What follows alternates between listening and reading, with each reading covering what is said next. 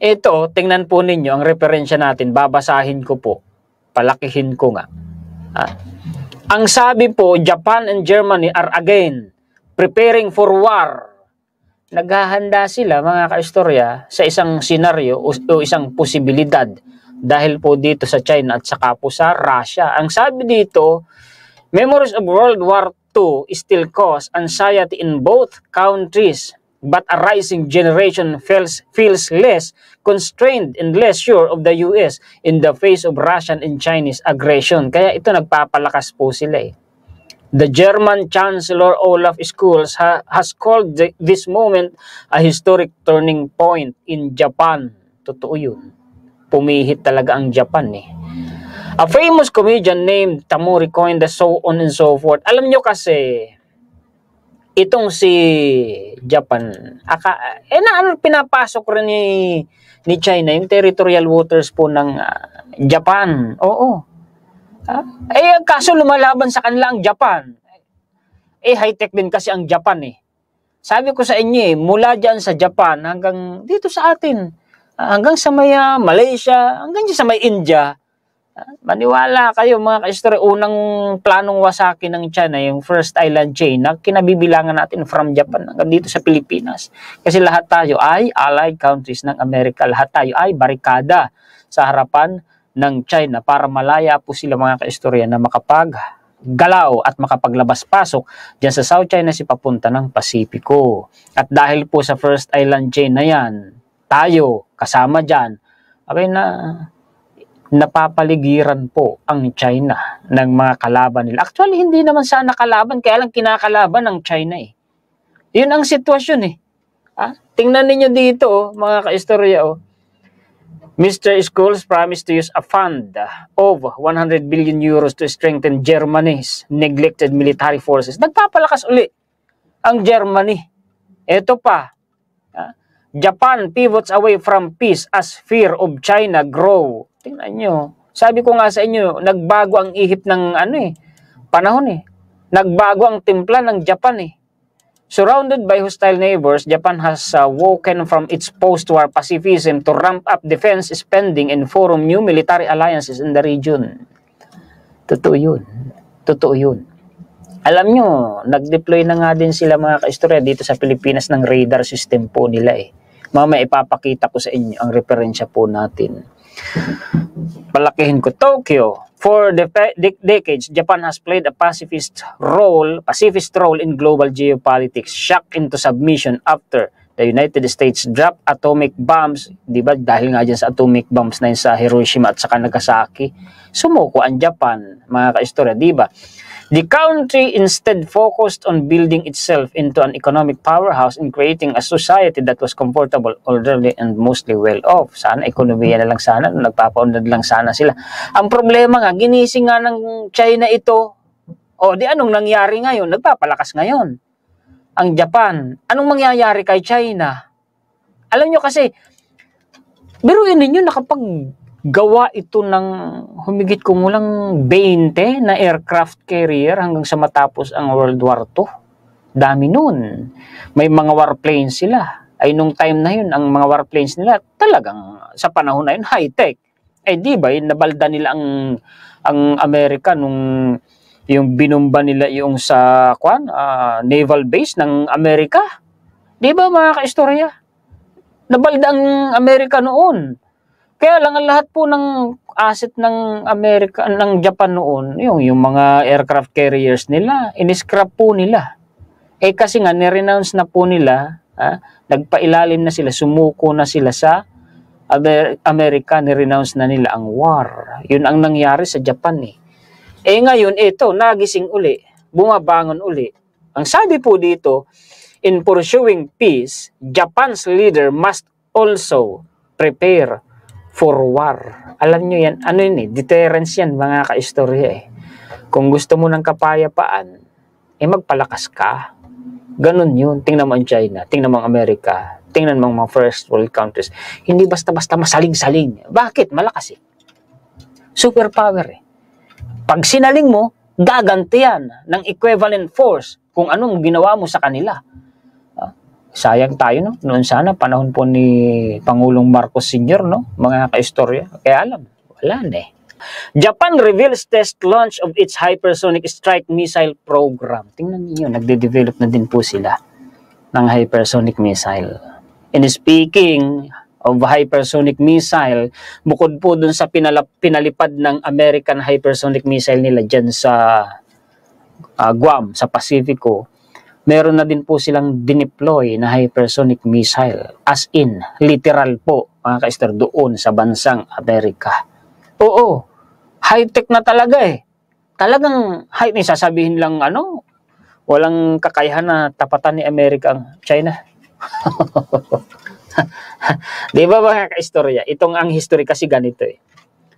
Si Japan noon, at saka si Germany, kaya yan natalo, kaya yan bumagsak kasi nagtulong-tulong si Amerika at mga allied countries. Gusto ba maulit-uli ang kasaysayan? Sige nga, China, i-portion nila. Di ba mga kaistorya? Bakit natin ito binabanggit? Kasi po mga kaistorya, kung ang pag-uusapan po ay yung mga high-tech na armas, sabi nga ni Trump yung mga armas nila, yung nuclear weapon nila gumagana, hindi kagaya sa China. Hindi gumana, pinalilipad, hindi lumipad. Kasi po, ang fuel daw po tubig. Japan has revealed video footage of the maiden test launch of a hypersonic missile currently under development. So, nagde-develop na. Nagpapalakas nga po si Japan, mga kaistorya.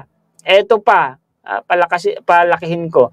Japan releases military white paper justifying war preparations against China. Tingnan niyo, pinaghahandaan talaga ng Japan si China. Di ba? The Japanese cabinet approved the government's annual military white paper on July 28, produced by the Defense Ministry. The document is presented as a justification for Japan's remilitarization. Nagpapalakas nga po and makes clear that China is the primary target. Ang dahilan kung bakit nila ginagawa yan, si China. Kasi hanggang doon po sa hanggang doon po sa Japan, sa katubigan ng Japan, kung anong ginagawa nila sa atin dito, ganun din. Ang kaso, hindi nila yung magawa yung binubuli-buli, nasusugurin, kagaya dito. Alam kasi ng China, mahihinaan ko natin sa Japan, hindi nila magawa Hindi sana nakikialam, anong ginawa nila? Ito po, yung may aircraft carrier na din ang Japan. Ito po ay converted lang po ito, the Izumo class destroyer. Destroyer po yan. Japan's first aircraft carrier. Ang kayang ilulan po niyan, mga ka-istorya, ay mga chopper. Kaya lang, kinonvert nila. So, pwede na ngayon magkarga ng fighter jets na kagaya ng F-35.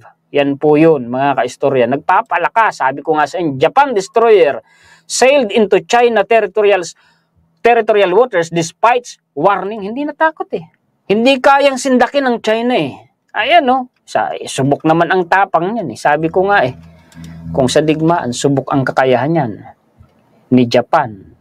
Oo, totoo.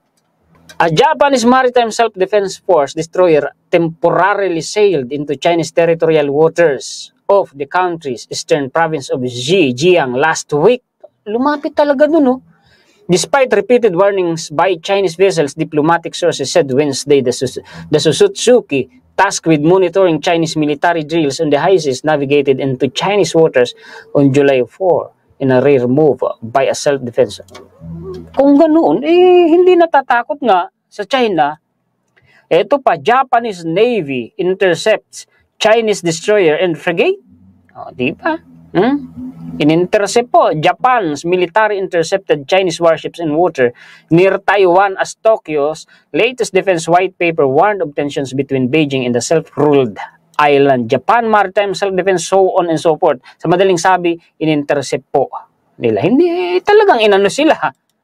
Ito pa, Japan reveals launch of its hypersonic strike missile program. Sabi ko sa inyo talagang nagde-develop po sila ng hypersonic missile. Ito, may video pa nga. Kaya lang, hindi na ako magpe-play ng video, mga kaistorya, kasi ingat na muna ako. Ang dami ko na pong video clip na pinakita, baka mayari tayo. Ingat-ingat muna ako, Ito pa, doppelganger of Storm Shadow, LCM, Japan boost counter-strike capability with Type 12 anti-ship missile. Ano yan?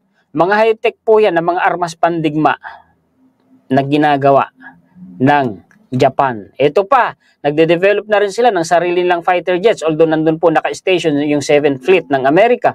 Japan, Britain, Italy to develop new advanced fighter jet. Anong sabi dito?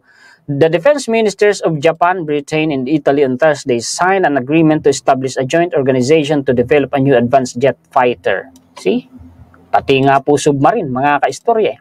Gumagawa sila Nagde-develop na po sila ng isang high-tech, futuristic po na submarine. At meron pang isa rito, na alam nyo bang ang Japan ay nakakapaggawa pala mga kaistorya ng sarili ng submarine? Isa kada taon. Sa bagay, mayaman na bansa naman yan, di gaya natin, di ba? Ganyang ka-high-tech ang Japan, ganyan kasi sila Kayang-kaya nilang tapatan.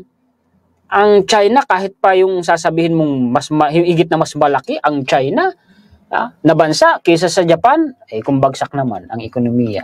Daming problema ng China. Diba?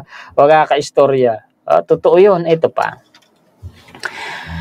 Dito mo makikita sa susunod na referensya na ipapakita ko. Wait, ito na ba yun?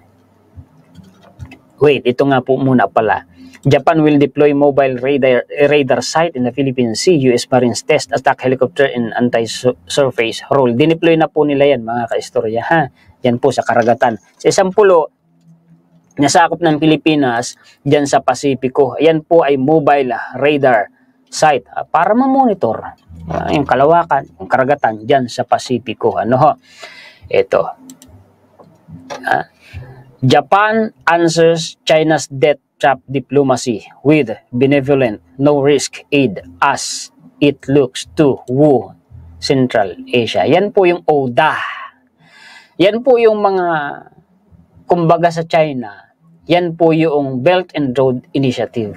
Tinapatan po ng Japan. Maganda yan. Kung ako lang, mas pabor ako sa Japan kasi subok na ang Japan, yung ODA nila, yung mga development assistance nila dito sa Pilipinas, mga kaistorya, sa mga infrastructures natin, although loan yun, subok na yun. Sinong nakakaalam po sa inyo ng JICA? Mga tulay, mga highway, mga paaralan, yung pinapagawa ng Japan dito sa Pilipinas, tatapatan ng Japan ang China.